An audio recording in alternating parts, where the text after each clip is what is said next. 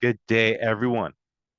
Hope your new year started off pretty good. 2023 is going to be good, in my opinion.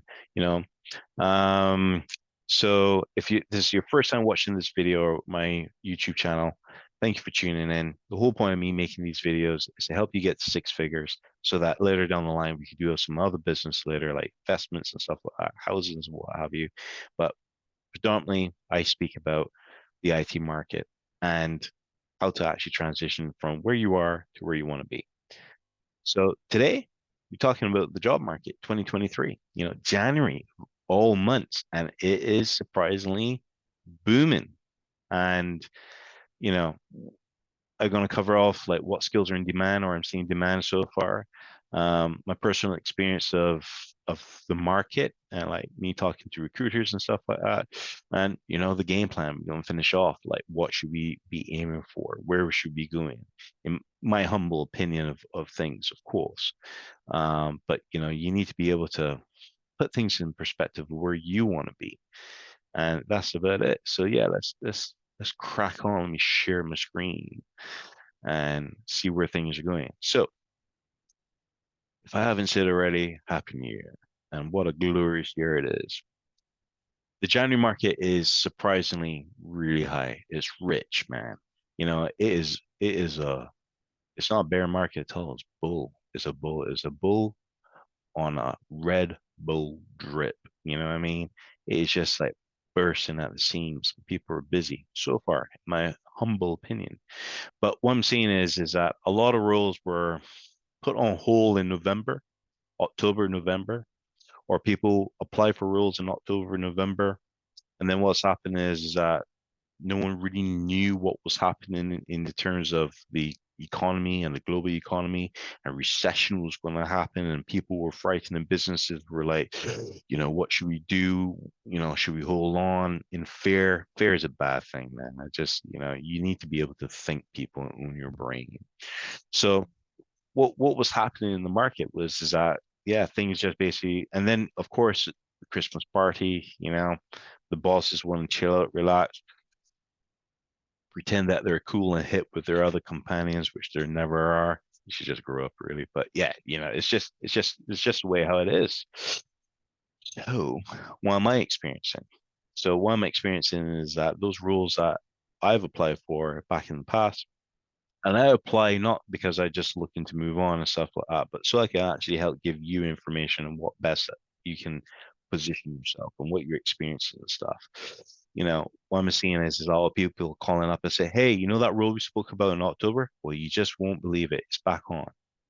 Spoke to the client, and the client is looking to have someone, and everything is the same. They want to be able to have work from home, maybe one day in the office a month, which I think is pointless. And, that's what it. Those some of the jobs that basically were hybrid, meaning that you had to be in the office 2 or 3 times a week. Again, pointless thing. Um, I push back and say, no, it's got to be remote because they couldn't actually find someone who was willing to do hybrid.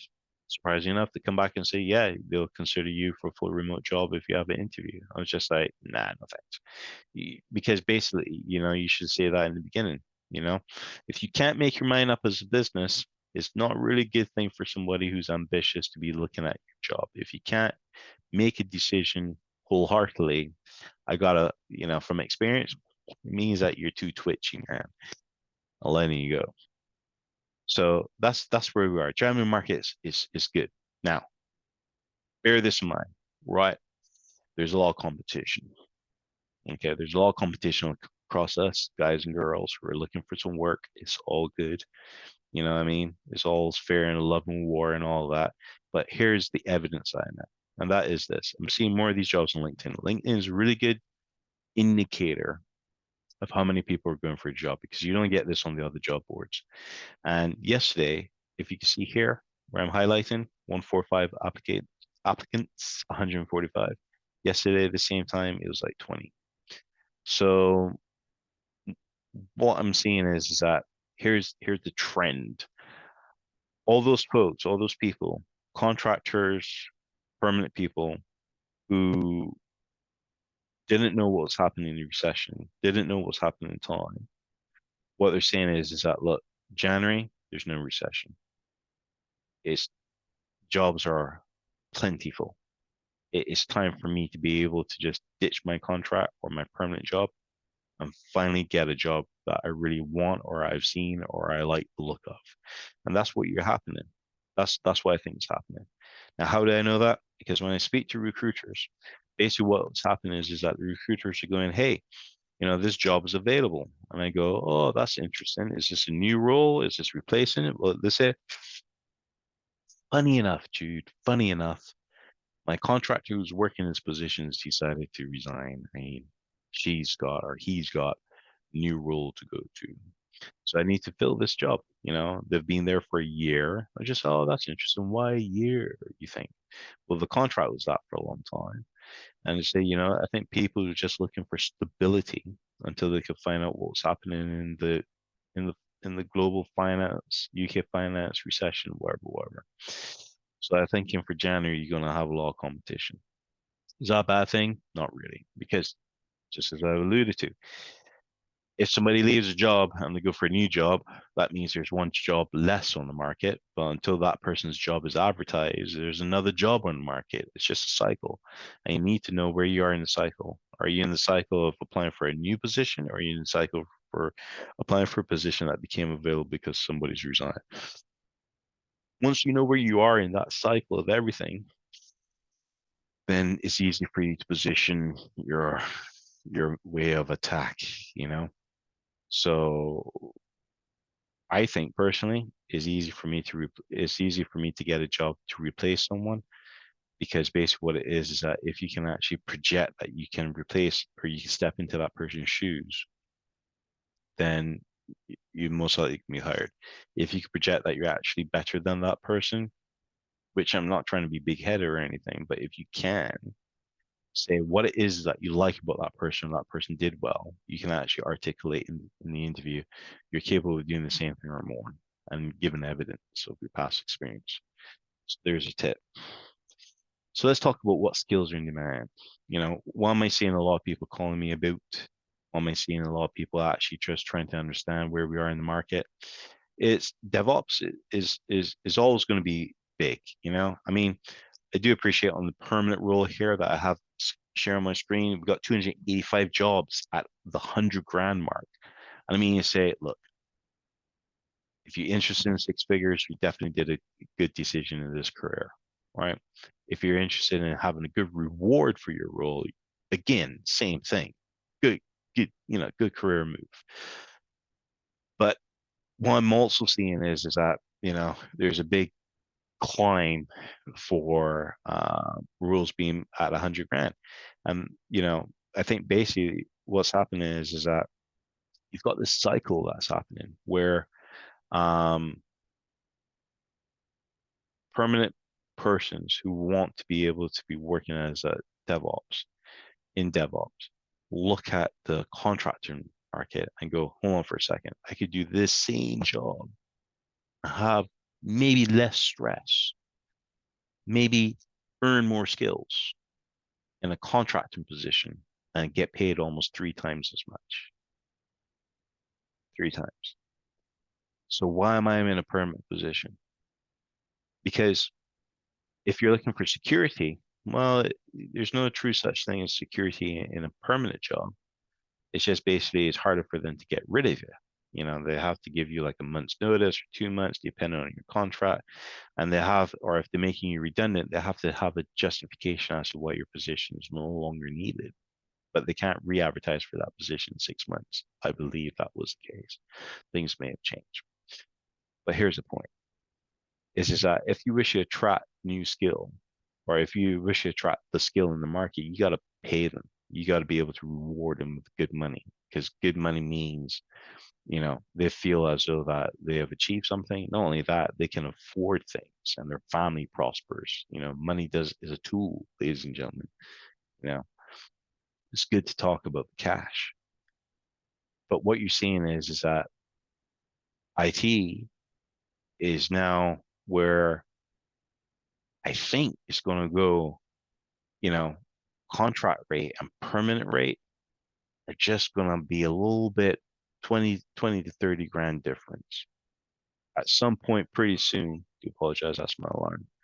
At some point pretty soon, you're going to find it that permanent actually may be paying the same as contract rate, or near to.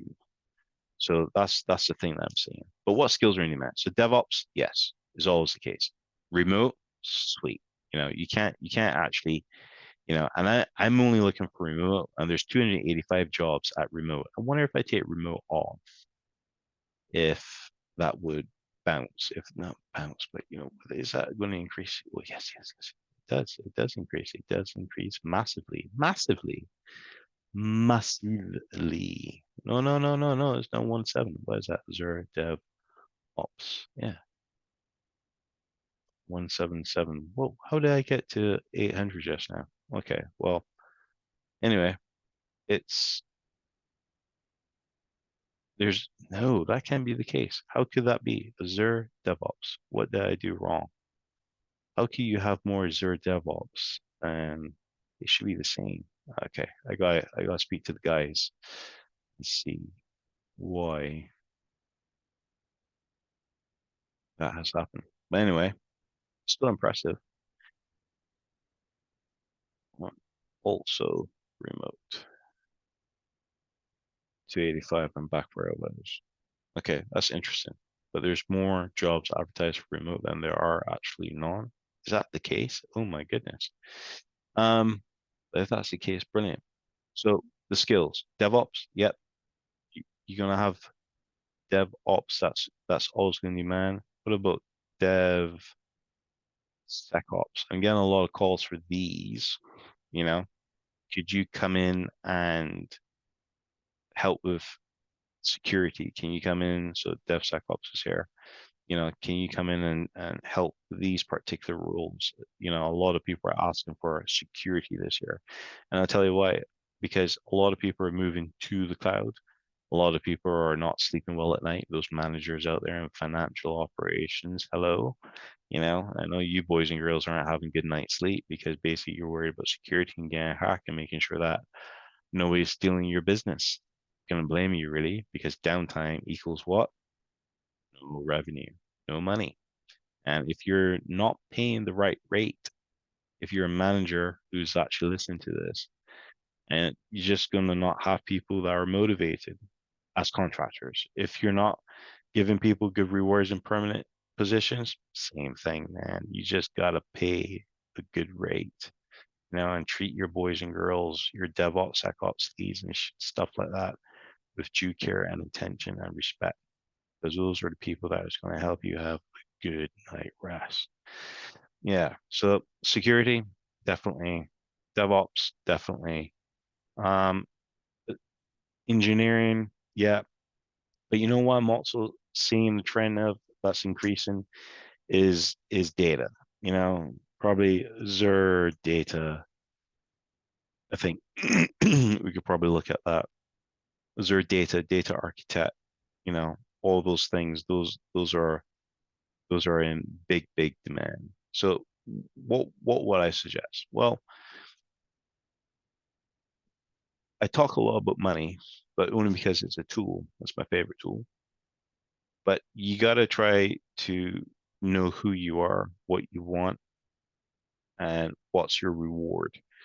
If your reward is to always be learning and growing and being in demand, or being the candidate who also is called upon and stuff like that, I think data is going to be there. That's going to be interesting to a lot of people, including me. So how do you transition from where you are as a DevSecOps, DevOps, you know, boy or girl, is to pick up Python, in my opinion, is the first tool that you need to be able to learn, and then learning how to do SQL, but then also learning about, well, if Azure is your weapon of choice, is learning like data lakes and data factory and all these sort of things. So that's basically my way of approach, my way of attack, really. But as you can see, there's a lot of jobs, plenty of jobs who are asking for data. Wow, that's huge. That's amazing. Wow, wow, wow, wow, wow. Okay. So anyway, let's not get sidetracked. So personal experience of the market, just as I said, there's a lot of competition out there. There's a lot of people who are actually applying and stuff like that. There's a lot of demand, but you just got to know where you are in the cycle of things. Are you replacing someone's job? Or are you going into a fresh job that's created? Which one would you apply for? Well, both, just go for it. But I'm also seeing that I'm not getting a lot of calls back from recruiters and then companies who are saying who may have interviewed me at first stages and stuff like that. Things are taking a long time for them to consider. I think basically because again, the market's very competitive. There's a lot of people who are applying for fresh jobs or existing jobs. So you got to stand out from the crowd. You got to really do your research on the company. A lot of even with contracting jobs, you got a lot of people who are saying, "Well, do you know anything about my company? Do you know anything about the business that you're getting into?" They do want people who care. So that's basically what it is. So the game plan is for me for the balance of this year is to try to do a Python course or learn Python. I could tell you the books I pick up, read, and stuff like that, and we can actually share that knowledge and wealth together. Um, you know, and we can basically see where things are going from those side of things. Anyway, um, we've concluded the end of the video. I've covered off the January market, what skills are in demand, personal experience of the market, and the game plan. If you got any questions, any things that's bothering you, or if you just want to give me a shout out, you know, just put all your comments down below, ladies and gentlemen. If you like the material that I'm sharing with you as well, help the channel grow by subscribing because the more we subscribe and stuff like that, the more reach of this information gets. Not That's how the YouTube algorithm goes. The more people who are actually getting to know this content, hopefully will help them in their career. And, you know, you can see a difference in the world and difference of things. I hope that's helped you. Have a good day. See you soon.